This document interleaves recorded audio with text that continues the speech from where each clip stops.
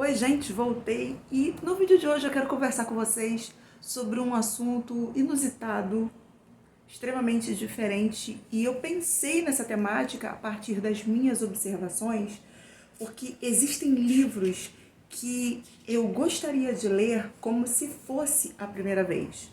Sempre há aquelas histórias que nos marcam, que se tornam favoritos da vida, que fazem parte da nossa vida, aqueles livros que a gente quer levar para a história, quer apresentar para os filhos, para os netos, quer indicar para todo mundo, não é verdade? O vídeo de hoje é sobre isso, livros que eu gostaria de ler como se fosse a primeira vez, mas eu vou fazer de uma forma diferente, que ao invés de eu falar somente um pouco para vocês da sinopse, eu vou ler as últimas 4 ou 5 linhas de cada livro, porque são histórias assim que me marcaram, me emocionaram profundamente, e eu gostaria muito que outras pessoas lessem esses livros, que esses livros fossem mais falados. Para todos esses livros aqui, eu já falei deles em algum momento no canal, alguns eu já fiz resenha, e eu gostaria muito, se você ainda não leu nenhum dos livros que eu vou citar aqui, dê uma chance, porque são histórias extremamente impactantes. E o primeiro livro dessa lista é o Cartas para Martin, da Nic Stone. Ela é uma escritora, uma das vozes mais celebradas da literatura jovem atual. É um romance de estreia, o Cartas para Martin. Olha aqui, eu vou mostrar para vocês o rosto da Nic Stone. É uma escritora assim que chamou muita atenção, fez muita diferença quando lançou esse livro. E esse livro fala acerca da perspectiva desse jovem, o Justin, que ele é bolsista, ele faz faculdade, ele é um aluno exemplar, ele é um aluno dedicado, ele é um aluno aplicado, ele se envolve em questões sociais, em debates estudantis, ele tem muitos sonhos, muitas perspectivas, muitas aspirações, e ele se espelha em Martin Luther King, porque esse Cartas para Martin aqui, essa personagem é o personagem histórico Martin Luther King. E esse jovem, ele vai passar por uma situação completamente inesperada, que nem ele pensava que seria possível, porque ele acha que ele vive uma realidade diferente, porque ele estuda, porque ele se esforça, porque ele se dedica. E, na verdade, ele será visto como qualquer um outro jovem preto dentro do seu contexto social, dentro dessa narrativa que é criada pela autora, como qualquer outro. A ex-namorado liga para ele, isso não é um spoiler, a gente já vê isso logo no início do livro, pede socorro e ele vai até o estacionamento de um mercado para socorrê-la, para ajudá-la. E ali ele é confundido com um criminoso, com um mau elemento, simplesmente pela cor da sua pele. E a partir dessa narrativa, muitas outras coisas vão acontecer. É uma narrativa jovem, porém é uma narrativa muito intensa, muito emocionante. A gente acompanha, a gente sente os conflitos desse jovem quando ele olha para a sociedade, para a realidade, e em alguns momentos ele se questiona sobre se vale a pena ou não se esforçar, se dedicar, estudar, trabalhar, ser diferente, ter boas atitudes, se esforçar para ser um bom cidadão. Será que isso vale a pena? E ele começa um projeto pessoal de escrever cartas para o seu ídolo, Martin Luther King. O que Martin Luther King faria? Qual seria a sua opinião acerca do que está acontecendo com ele, no contexto social ao qual ele está inserido? E ele termina o livro de uma forma assim extremamente interessante e magistral, na minha opinião. Ele diz assim: talvez o meu problema seja o seguinte, porque ele está escrevendo uma dessas cartas ao final do livro para o Martin Luther King. E ele diz: talvez o meu problema seja o seguinte, ainda não descobri quem eu sou ou no que acredito, porque ele está muito confuso. E ele diz: encontrei a carta que você escreveu para o editor do jornal Atlanta Constitution, em que dizia: nós, os negros, almejamos e temos direito aos direitos e oportunidades básicas de todos os cidadãos americanos. A carta é de 1946, o que quer dizer que você, Martin, tinha 17 anos, a mesma idade que eu tinha quando tive esse pensamento pela primeira vez. Não sei se aos 17 você já era um Martin que o mundo conheceu. Provavelmente não, né? Mas ao saber que você teve a minha idade, me dá certa esperança de que eu talvez ainda tenha um tempo para entender melhor as coisas.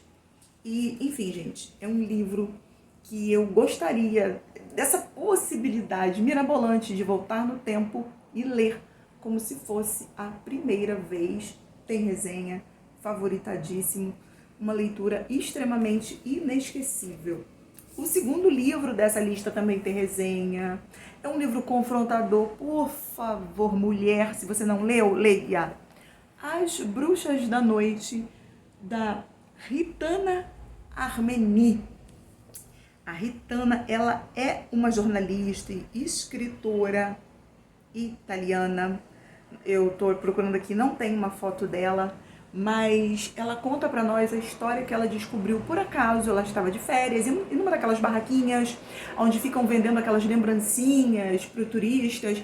Ela viu uma lembrancinha inusitada e ela perguntou para o vendedor de que se tratava, a que se referia aquela lembrancinha, e ele perguntou para ela espantado: você não sabe? Essa lembrancinha se refere à história das Bruxas da Noite. E ela correu atrás, e ela começou a investigar, e ela procurou museus, ela procurou documentos, vários textos, reportagens, muita coisa arquivada, muita coisa foi jogada para baixo do tapete. Inclusive, quando ela visitou um museu para procurar informações, para estudar acerca do assunto, ela percebeu que a história das Bruxas da Noite estava nos fundos desse museu, num cantinho, aonde dificilmente seria notado, seria observado pelos visitantes. E ela retrata tudo isso e muito mais aqui nesse livro. E ela apresenta para nós a saga dessas jovens mulheres que se dispuseram, se voluntariaram para trabalhar nas Forças Armadas no período da Segunda Guerra Mundial, e elas fizeram diferença, grande, enorme diferença nessa luta travada contra os nazistas, contra o exército de Hitler. E você vai saber, fazendo esta leitura, por que elas são denominadas de as Bruxas da Noite. E em sua pesquisa, a Ritana conseguiu encontrar uma última bruxa ainda viva, porque elas receberam esse pseudônimo, e a partir desse encontro com essa última bruxa viva, a Ritana, junto com um de seus amigos, ela conseguiu entrevistas, ela fez anotações, ela gravou no seu gravador de mão inúmeros relatos e declarações dessa última bruxa viva, que com memória muito aguçada e de forma muito gentil apresentou para a Ritana, contou para ela de forma muito informal toda a sua história, todas as suas memórias que estão registradas aqui nesse livro. E a Ritana termina esse livro dessa forma: quando comecei a escrever essas histórias, esperava que Irina tivesse tempo de lê-las. Irina é uma dessas bruxas. Talvez, ou melhor, quase com certeza, teria feito críticas. Era uma acadêmica exigente, mas teria gostado de saber que eu havia contado a história das Bruxas da Noite. Teria entendido quanto sua história e de suas companheiras me haviam conquistado, a emoção que me guiara na reconstrução do romance de sua vida e meu esforço para fazer com que sua alma, seus sonhos e sua ambição fossem compreendidos. Agora que Irina não está mais aqui, não posso fazer muito para remover a desilusão e a inquietação. Posso apenas esperar que este livro conteste, ao menos em parte, a força homologadora da história escrita pelos homens e levá-lo ao túmulo em Novo Devite. É uma bruxa. Tenho certeza que conseguirá lê-lo. Enfim, gente, está aqui mais um livro emocionante, impactante, que eu gostaria de ter lido como se fosse a primeira vez. Nossa, pretendo reler, mas será que eu vou conseguir essa proeza? O próximo, O Deserto dos Tártaros, de Dino Buzzati, tem resenha também. Inclusive, esse livro é considerado como a obra-prima do Dino Buzzati. Ele vai retratar para nós aqui uma história que se passa no Forte Bastiani, com o personagem principal, o Drogo, que foi convocado para este forte, um forte fronteiriço, e todos os oficiais que estão ali esperam o grande momento aonde o exército inimigo avançará às fronteiras e, enfim, eles poderão lutar, defender o seu território e serão aclamados como heróis. Mas o tempo passa, muitas coisas acontecem, menos o sonho e o desejo tão aguardado por todos. Não vou falar mais nada, porque é um livro assim que a história ela circunda muito em torno apenas disso. Fala sobre outras questões, mas o tema básico e principal é esse: a esperança, o anseio, as expectativas, as decisões não tomadas que fazem enorme diferença na vida desses homens que dedicam suas vidas inteiras ao forte, sobre se acostumar, coisa que nós não deveríamos fazer, não é verdade? Como já dizia o filósofo, a gente não deveria se acostumar, mas a gente se acostuma, infelizmente. Então esse livro retrata muito sobre essa questão, sobre não esperar tanto para decidir, sabe? Sobre o procrastinar. Enfim, é um livro extremamente emocionante, se tornou o favorito. Como eu gostaria de lê-lo novamente, mas como se fosse a primeira vez. E o autor encerra essa narrativa da seguinte forma: fazendo força, Giovanni Drogo endireita um pouco o peito, ajeita com a mão o colete do uniforme, olha ainda pela janela, um brevíssimo olhar para a sua última porção de estrelas, e em seguida, no escuro, embora ninguém o veja, ele sorri. É isso, gente. É um livro curto, rapidíssimo de ler, fluido, denso, emocionante, reflexivo. E eu aconselho muito vocês que também façam essa leitura.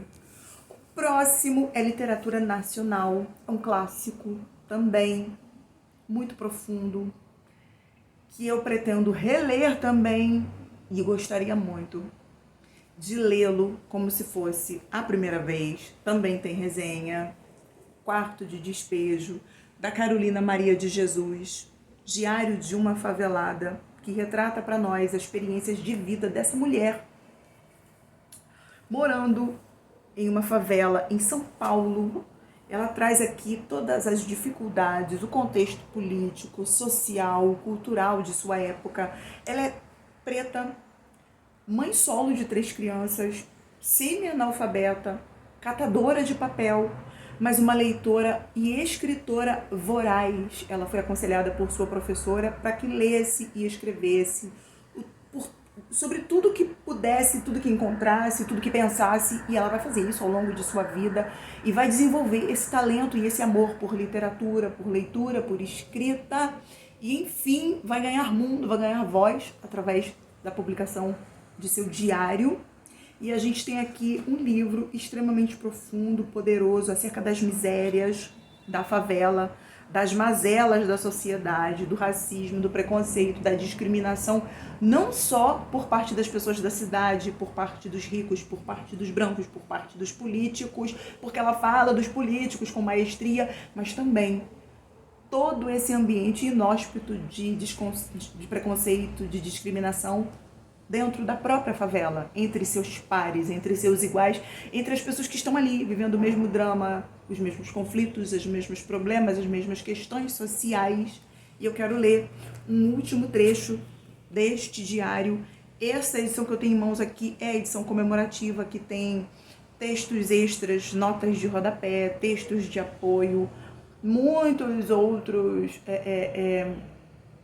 muitas outras temáticas são aqui abordadas, muitos outros textos de outros escritores críticos são acrescidos aqui a esta edição, mas em se tratando do Diário da Carolina, ela termina assim: 31 de dezembro de 1959.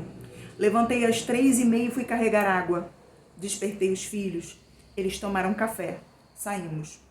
O João foi catando papel porque quer dinheiro para ir ao cinema. Que suplício carregar 3 sacos de papéis. Ganhamos 80 cruzeiros. Dei 30 ao João. Eu fui fazer as compras, porque amanhã é dia de ano. Comprei arroz, sabão, querosene e açúcar. O João e a Vera deitaram-se. Eu fiquei escrevendo. O sono surgiu. Eu adormeci. Despertei com o apito da Gazeta anunciando o novo ano. Pensei nas corridas e no Manuel de Faria. Pedi a Deus para ele ganhar a corrida. Pedi a Deus para abençoar o Brasil. Espero que 1960 seja melhor do que 1959. Sofremos tanto no ano de 1959 que dá para a gente dizer: vai mesmo. Eu não quero mais você. Nunca mais. 1º de janeiro de 1960. Levantei às 5 horas da manhã e fui carregar água. Nós temos aqui, gente, inclusive, os erros de ortografia da autora preservados nessa edição, o que enriquece e dá, na minha humilde opinião, muito mais originalidade à obra. A gente tem aqui uma mulher emocionada, às vezes irritadiça, às vezes sonhadora, feliz, angustiada, cheia de perspectivas e às vezes desiludida com a própria vida. Eu recomendo você, se não leu, leia Quarto de Despejo. O último livro dessa lista é um livro inusitado, curiosíssimo em sua narrativa, em sua perspectiva, na apresentação da sua história, porque nós temos um narrador aqui extremamente diferente, mas é um livro igualmente encantador. A Menina que Roubava Livros, de Marcos Suzaki. Gente, como foi encantador fazer essa leitura, como foi extremamente interessante acompanhar a narrativa da Liesel desde o começo, quando ela chega na casa dos pais adotivos, o momento em que ela perde seu irmãozinho, logo no início da narrativa, quando ela vê a mãe indo embora e ela cria expectativas de que a mãe um dia vá voltar, mas na verdade não vai. Todo esse contexto da Segunda Guerra Mundial, a perseguição de Hitler e seu idealismo nazista em relação aos livros, à literatura, as fogueiras que são construídas em praça pública para a destruição desses livros e o amor dessa menina pelos livros e a busca nos livros, sabe? O refúgio que ela busca nele para suportar todo esse momento de dor, de tristeza, de angústia, de solidão, de estranhamento, de distanciamento das pessoas que ela ama. Enfim, nós temos aqui a narradora, muito inusitada, a Morte. E ela começa a seguir a Liesel, curiosamente, nessa saga, vamos dizer assim, porque ela detecta em um determinado momento que a Liesel consegue lhe escapar, embora ela tente agarrar a Liesel em diversos momentos. E ela começa a observar a Liesel e começa a narrar para nós aqui, dentre os percalços da guerra, dentre as idas e vindas, as mortes, as perdas, os bombardeios e as destruições, essa personagem que lhe escapa sempre às mãos e a nossa narradora incomum. Termina para nós a história da seguinte forma. Nesse ponto, houve uma grande pausa. Passaram alguns carros para um lado e para outro. Seus motoristas eram os Hitleres, e os Hubermans, e os Maxis, e assassinos, e Deileres, e Steiners. Tive vontade de dizer muitas coisas à roubadora de livros, sobre a beleza e a brutalidade. Mas que poderia dizer-lhe sobre essas coisas que ela já não soubesse? Tive vontade de lhe explicar que constantemente superestimo e subestimo a raça humana, que raras vezes simplesmente a estimo. Tive vontade de lhe perguntar como uma mesma coisa podia ser tão medonha e tão gloriosa, e ter palavras e histórias tão amaldiçoadas e tão brilhantes. Nenhuma dessas coisas, porém, saiu de minha boca.